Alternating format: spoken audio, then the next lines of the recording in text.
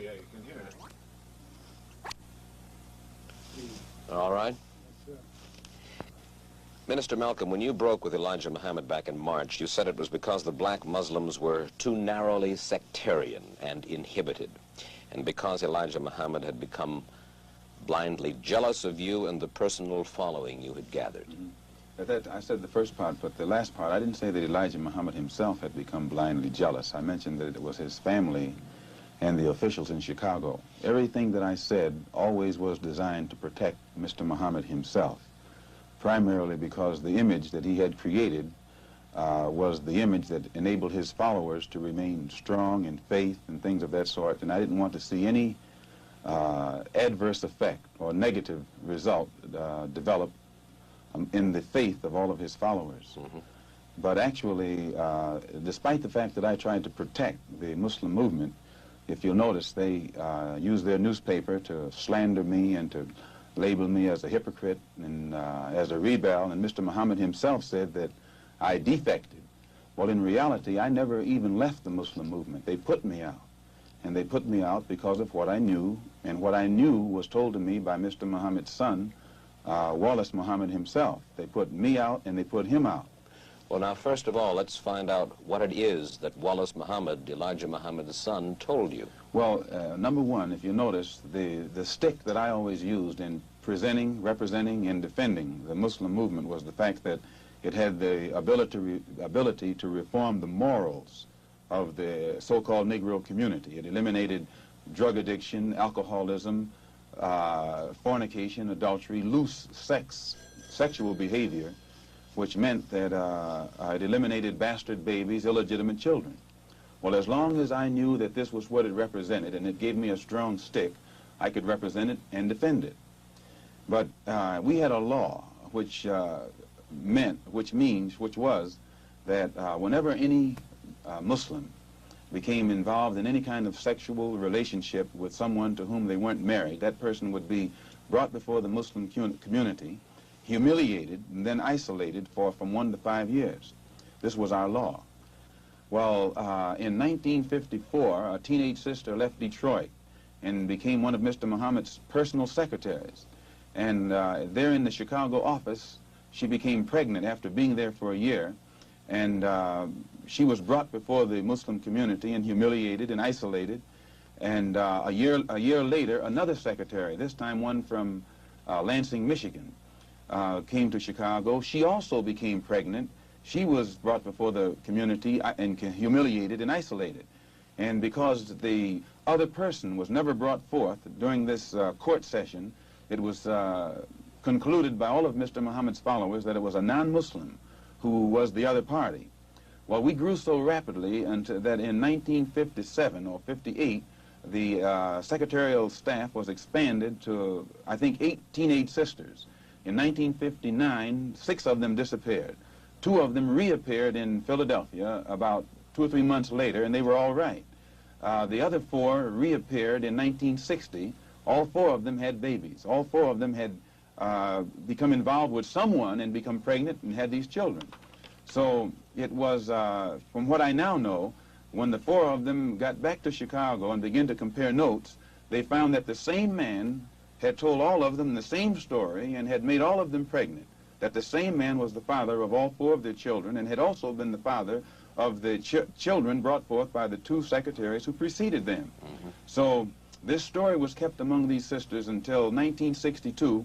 2 of them rebelled against the person who was responsible and began to tell the story all over the city of Chicago. It caused many of the Muslims in the Chicago mosque to leave and go back out in the street. They knew it, and I knew nothing about it until 1963, when Mr. Muhammad's son, who had been in prison, came out, and he had been a minister, and he was very religious and spiritual, and when he began to hear these rumors around Chicago, he went to one of the sisters, and the sister admitted to him that the rumor was true, and it was he who first told me about it. And when he told me about it, I wrote to Mr. Muhammad and told him about it, and he admitted that he had a knowledge of it, and that he'd given me a religious explanation that would fit into prophecy and all of that, so I was quiet. And it wasn't until October of 1963 that it came up again. And when it came up again, I realized that the same person who had made these other sisters pregnant was still busy doing the same thing. He hadn't stopped. Two of the sisters had 2 children by the same man. And one of those 2 sisters was pregnant still, getting ready to have a 3rd child by the same man.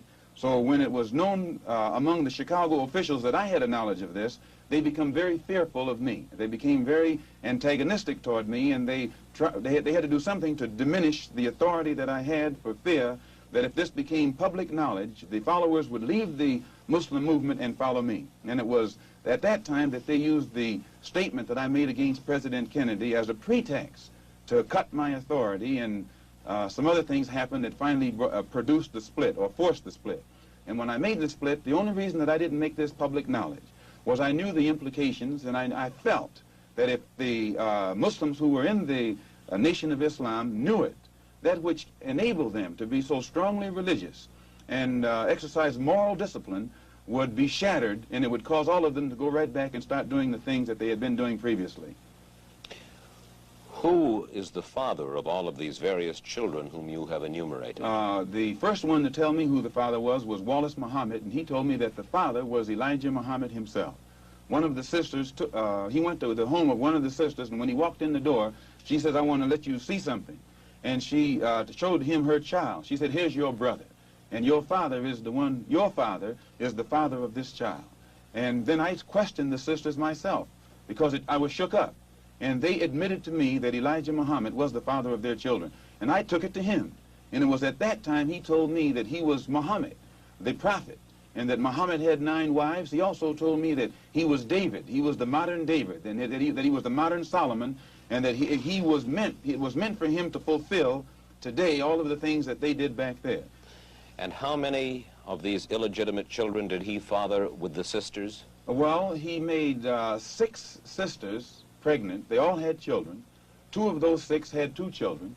One of those 2 is having a child right now. I am told that there is a 7th sister who is supposed to be in Mexico right now, and she's supposed to be having a child by him.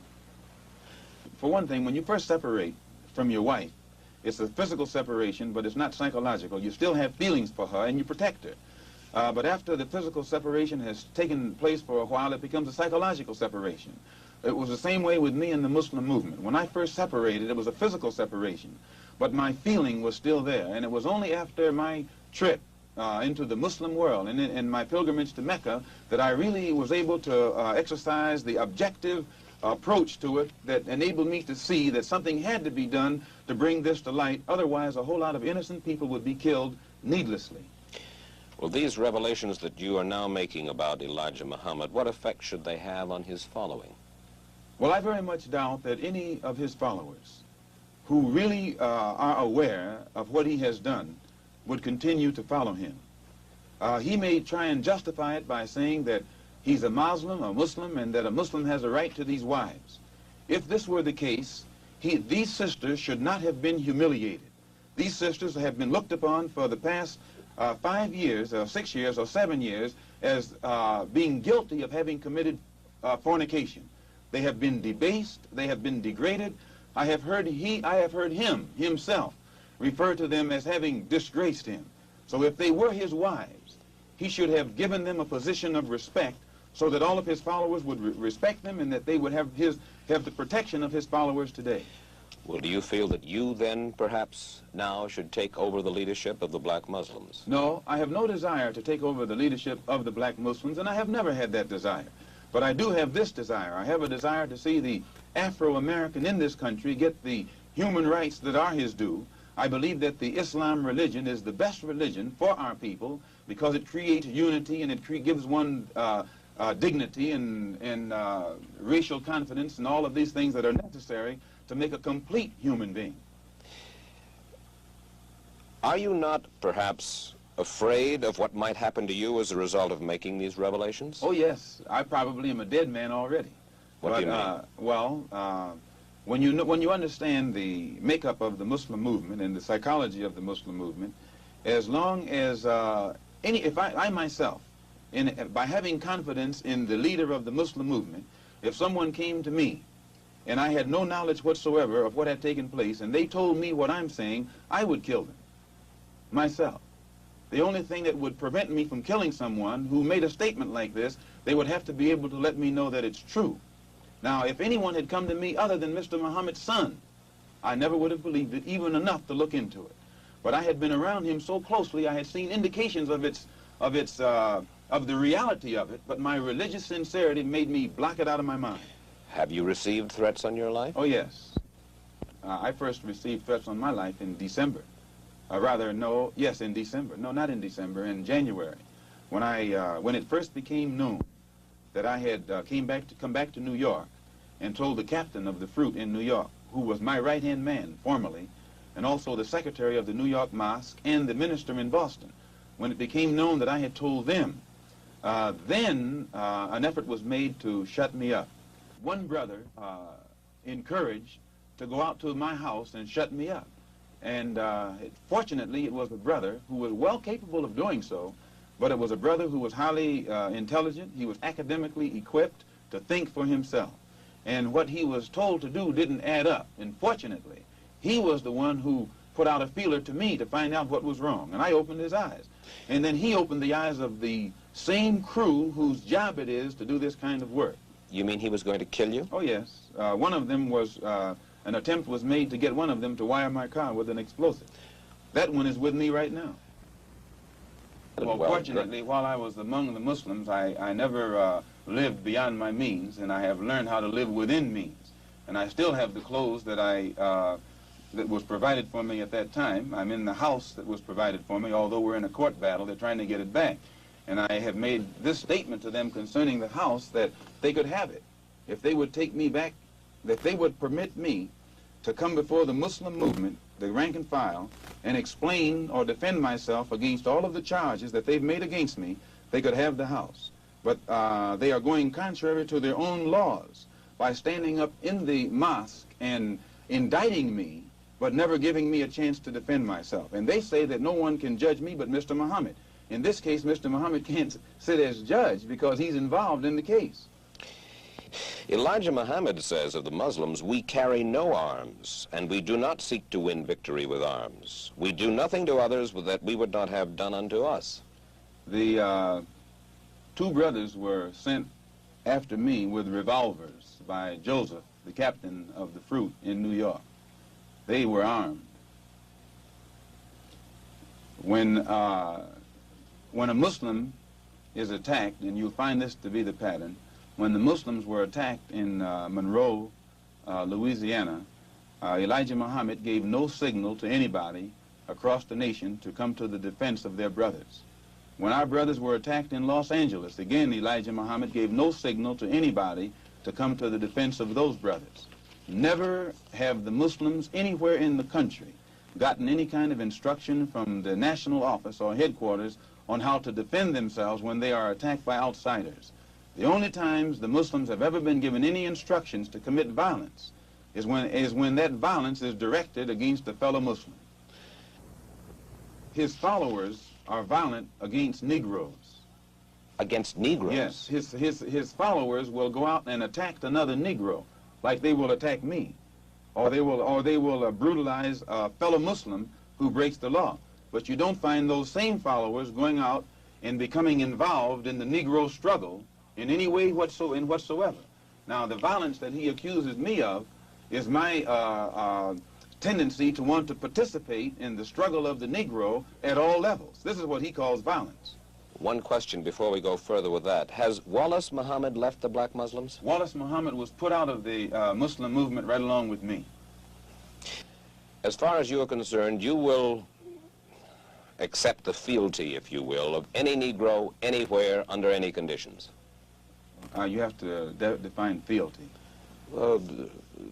You want them to give you their loyalty. Not me, their loyalty. I'm not seeking for the loyalty of any Negro, but I am seeking that for Negroes to learn how to be loyal to themselves. And when the Negro learns how to be loyal to himself, our problem is pretty well solved.